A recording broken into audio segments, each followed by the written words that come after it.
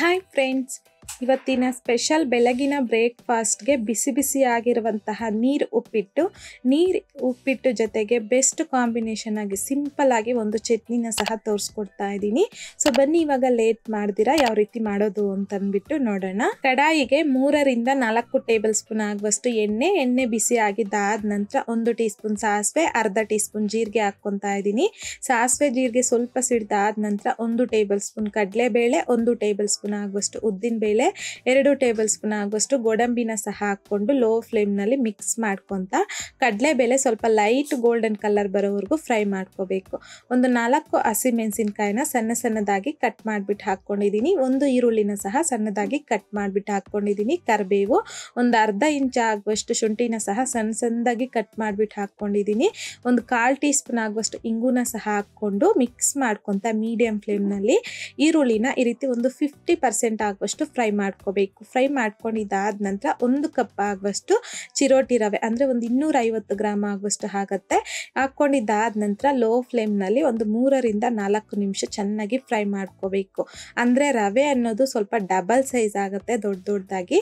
ಆ ರೀತಿ ಚೆನ್ನಾಗಿ ಫ್ರೈ ಮಾಡ್ಕೊಂಡಿದ್ದಾದ ನಂತರ 1 ಟೊಮೊಟೊ ಹಣ್ಣನ್ನು ಸಣ್ಣದಾಗಿ ಕಟ್ ಮಾಡಿಬಿಟ್ಟು ಹಾಕ್ಕೊಂಡಿದ್ದೀನಿ. ಈಗ ಒಂದ್ಸಲ ಚೆನ್ನಾಗಿ ಮಿಕ್ಸ್ ಮಾಡ್ಕೊಳ್ಳಿ. ಜೊತೆಗೆ ರುಚಿಗೆ ತಕ್ಕಷ್ಟು ಸಾಲ್ಟನ್ನು ಸಹ ಹಾಕ್ಕೊಂಡು ಲೋ ಫ್ಲೇಮ್ನಲ್ಲಿ ಒಂದು 2ರಿಂದ 3 ನಿಮಿಷ ಫ್ರೈ ಮಾಡ್ಕೋಬೇಕು. ಟೊಮೊಟೊ ಹಣ್ಣು ಸ್ವಲ್ಪ ಸಾಫ್ಟ್ ಆಗಬೇಕು. ಅಷ್ಟರಲ್ಲಿ ನಾನಿಲ್ಲಿ ಪಕ್ಕದಲ್ಲಿ ಆಲ್ರೆಡಿ ರವೆ ತಗೊಂಡಿರ್ತಕ್ಕಂಥ ಕಪ್ಪಲ್ಲೇ 1 ಕಪ್ಪು ರವೆಗೆ 6 ಕಪ್ ಆಗುವಷ್ಟು ನೀರನ್ನು ತಗೊಂಡು ಚೆನ್ನಾಗಿ ಕುದಿಸ್ಕೊಂಡಿದ್ದೀನಿ. ಈ ರೀತಿ ಕುದೀತಾ ಇರ್ತಕ್ಕಂಥ ನೀರನ್ನು ರವೆ ಚೆನ್ನಾಗಿ ಫ್ರೈ ಮಾಡ್ಕೊಂಡಿದ್ದಾದ ನಂತರ ಸ್ವಲ್ಪನೇ ಹಾಕ್ಕೊಂಡು ಮಿಕ್ಸ್ ಮಾಡ್ಕೋಬೇಕು. ಈ ರೀತಿ ಕೈ ಬಿಡದಂತೆ ಚೆನ್ನಾಗಿ ಮಿಕ್ಸ್ ಮಾಡ್ಕೋಬೇಕು. ಆವಾಗಲೇ ನಮಗೆ ರವೆ ಅನ್ನೋದು ಗಂಟು ಕಟ್ಟೋದಿಲ್ಲ. ಈ ರೀತಿ ಮಿಕ್ಸ್ ಮಾಡ್ಕೊಂಡಿದ್ದಾದ ನಂತರ ಸಣ್ಣದಾಗಿ ಕಟ್ ಮಾಡ್ಕೊಂಡಿರ್ತಕ್ಕಂಥ ಕೊತ್ತಂಬರಿ ಸೊಪ್ಪನ್ನು ಸಹ ಹಾಕ್ಕೊಂಡು ಚೆನ್ನಾಗಿ ಮಿಕ್ಸ್ ಮಾಡ್ಕೊತ ಬೇಯಿಸ್ಕೊಳ್ಳಿ. ಲೋ ಟು ಮೀಡಿಯಂ ಫ್ಲೇಮ್ನಲ್ಲಿ ರವೆನ ಚೆನ್ನಾಗಿ ಬೇಯಿಸ್ಕೋಬೇಕು.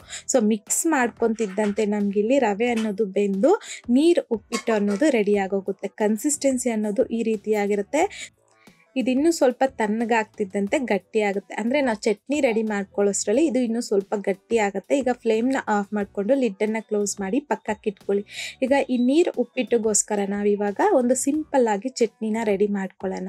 ಹಾಗಾಗಿ ಚಿಕ್ಕ ಮಿಕ್ಸಿ ಜಾರಲ್ಲಿಗೆ ಒಂದು ಅರ್ಧ ಕಪ್ ಆಗುವಷ್ಟು, ಚಿಕ್ಕ ಕಪ್ಪಲ್ಲಿ ಒಂದು ಅರ್ಧ ಕಪ್ ಆಗುವಷ್ಟು ಹುರ್ಗಡ್ಲೆ, ಹಾಗೇನೆ ಒಂದು ಅರ್ಧ ಕಪ್ ಆಗುವಷ್ಟು ಅಂದರೆ ಹುರ್ಗಡ್ಲೆ ತಗೊಂಡಿರ್ತಕ್ಕಂಥ ಕಪ್ಪಲ್ಲೇ ಒಂದು ಅರ್ಧ ಕಪ್ ಆಗುವಷ್ಟು ರೋಸ್ಟೆಡ್ ಕಡಲೆ ಬೀಜ, ರುಚಿಗೆ ತಕ್ಕಷ್ಟು ಕಲ್ಲಪ್ಪು, ಹಾಗೇನೆ ಒಂದು 3 ಬೆಳ್ಳುಳ್ಳಿನ ಮೇಲ್ಗಡೆ ಸಿಪ್ಪೆ ತೆಗೆದ್ಬಿಟ್ಟು ಹಾಕ್ಕೊಂಡಿದ್ದೀನಿ. 4ರಿಂದ 5 ಹಸಿಮೆಣಸಿನಕಾಯಿನ ಸಹ ಮುರಿದ್ಬಿಟ್ಟು ಹಾಕ್ಕೊತಾ ಇದ್ದೀನಿ. ಕೊತ್ತಂಬರಿ ಸೊಪ್ಪು ಸ್ವಲ್ಪ, ಒಂದು 10ರಿಂದ 15 ಕರಿಮೆಣಸು, ಹಾಗೇನೆ ಒಂದು ಅರ್ಧ ಟೀ ಸ್ಪೂನ್ ಆಗುವಷ್ಟು ಜೀರಿಗೆ, ಸ್ವಲ್ಪ ಆಗುವಷ್ಟು ಹುಣಸೆಹಣ್ಣನ್ನು ನೀರಲ್ಲಿ ಆಲ್ರೆಡಿ ನಾನಿಲ್ಲಿ ನೆನೆಸಿಟ್ಕೊಂಡಿದ್ದೀನಿ.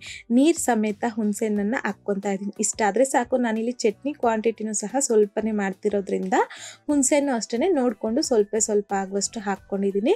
ಈಗ ಮೊದಲಿಗೆ ಒಂದ್ಸಲ ಗ್ರೈಂಡ್ ಮಾಡ್ಕೊಳ್ಳಿ. ಇದನ್ನು ನೀರು ಹಾಕದಂತೆ ಗ್ರೈಂಡ್ ಮಾಡಿಕೊಂಡು ಆಮೇಲೆ ಸ್ವಲ್ಪನೇ ನೀರನ್ನು ಸೇರಿಸ್ಕೊಂಡು ಗ್ರೈಂಡ್ ಮಾಡ್ಕೋಬೇಕಾಗತ್ತೆ. ಈ ಚಟ್ನಿ ನೀರು ಚಟ್ನಿ ಥರನೇ ರೆಡಿ ಮಾಡ್ಕೋಬೇಕು. ಹಾಗಾಗಿ ಈ ರೀತಿ ಸ್ವಲ್ಪ ನೀರಾಗೆ ಚಟ್ನಿನ ರೆಡಿ ಮಾಡಿಕೊಂಡು ಮಿಕ್ಸ್ ಮಾಡ್ಕೊಳ್ಳಿ ಒಂದ್ಸಲ ಎಲ್ಲ. ಈಗ ಚಟ್ನಿನೂ ಸಹ ರೆಡಿ ಮಾಡ್ಕೊಂಡಿದ್ದಾಗಿದೆ. ಇದಕ್ಕೆ ಸಿಂಪಲ್ ಆಗಿ ಒಗ್ಗರಣೆ ಮಾಡ್ಕೊಂಡಿದ್ದೀನಿ. ಚಿಕ್ಕ ಪ್ಯಾನಲ್ಗೆ 1 ಟೇಬಲ್ ಸ್ಪೂನ್ ಆಗುವಷ್ಟು ಎಣ್ಣೆ, ಅರ್ಧ ಟೀ ಸ್ಪೂನ್ ಸಾಸಿವೆ, ಅರ್ಧ ಟೀ ಸ್ಪೂನ್ ಜೀರಿಗೆ, ಅರ್ಧ ಟೀ ಸ್ಪೂನ್ ಕಡಲೆಬೇಳೆ, ಅರ್ಧ ಟೀ ಸ್ಪೂನ್ ಉದ್ದಿನಬೇಳೆ, ಕರಿಬೇವು, ಹಿಂಗುನ ಸಹ ಹಾಕಿ ಲೋ ಫ್ಲೇಮ್ನಲ್ಲಿ ಕಡಲೆಬೇಳೆ ಗೋಲ್ಡನ್ ಕಲರ್ ಬರೋವರೆಗೂ ಫ್ರೈ ಮಾಡಿ ತಗೊಂಡಿದ್ದೀನಿ. ಇದರಲ್ಲಿಗೆ ಹಾಕಿ ಚೆನ್ನಾಗಿ ಮಿಕ್ಸ್ ಮಾಡಿಕೊಂಡ್ರೆ ನೀರು ಚಟ್ನಿನೂ ಸಹ ರೆಡಿ ಆಗೋಗುತ್ತೆ. ಸೊ ಅಷ್ಟರಲ್ಲಿ ಚಟ್ನಿ ಮಾಡ್ಕೊಳ್ಳೋಷ್ಟರಲ್ಲಿ ನಮಗಿಲ್ಲಿ ನೀರು ಉಪ್ಪಿಟ್ಟನ್ನು ಸಹ ನೋಡಿ ಸ್ವಲ್ಪ ಗಟ್ಟಿಯಾಗಿದೆಯಲ್ವ, ಈ ಕನ್ಸಿಸ್ಟೆನ್ಸಿಯಲ್ಲಿ ಇರಬೇಕು. ತುಂಬ ಚೆನ್ನಾಗಿರುತ್ತೆ ತಿನ್ನಲಿಕ್ಕೆ ಟೇಸ್ಟು.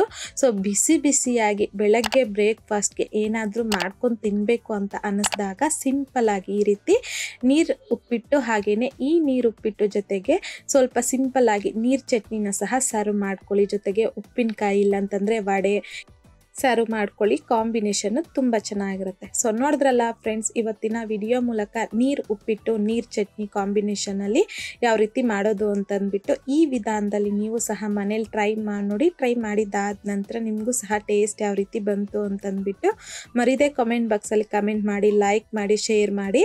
ಮತ್ತಷ್ಟು ಈಸಿ ಆ್ಯಂಡ್ ಸಿಂಪಲ್ ಕ್ವಿಕ್ ರೆಸಿಪೀಸ್ಗೋಸ್ಕರ ದಯವಿಟ್ಟು ನೀವಿನ್ನೂ ನಮ್ಮ ಮೆಗಾಶ್ರೀಸ್ ಕಿಚನ್ ಚಾನಲ್ನ ಸಬ್ಸ್ಕ್ರೈಬ್ ಮಾಡಿಲ್ಲ ಅಂತಂದರೆ ಸಬ್ಸ್ಕ್ರೈಬ್ ಮಾಡಿ.